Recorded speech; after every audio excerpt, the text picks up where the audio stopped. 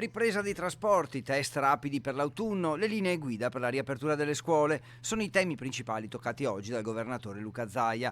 Già nelle prossime ore arriveranno novità sulle linee guida per il trasporto privato, ma si pensa anche a quello pubblico seguendo il modello inglese, massima capienza e mascherina obbligatoria. Stiamo anche valutando, non ve lo nego, di affrontare il tema delle linee guida del trasporto pubblico tornando all'omologazione d'origine della capienza con la mascherina. Le principali case farmaceutiche multinazionali stanno studiando dei test rapidi per l'autunno, quando arriverà anche l'influenza stagionale e ci sarà il timore di confonderla con il Covid.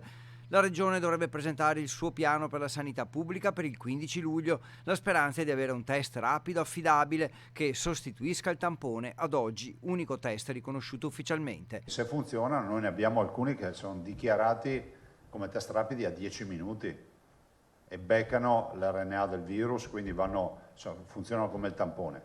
Adesso si tratta di capire se sono innanzitutto validati in laboratorio e dopodiché se saranno autorizzati ovviamente dall'Istituto Superiore di Sanità.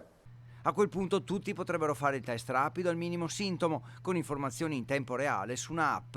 Quanto alle scuole, secondo la Regione gli alunni torneranno a settembre senza mascherine e con la misurazione della temperatura consigliata ma non obbligatoria. Le linee guida sono comunque attese dal governo nei prossimi giorni.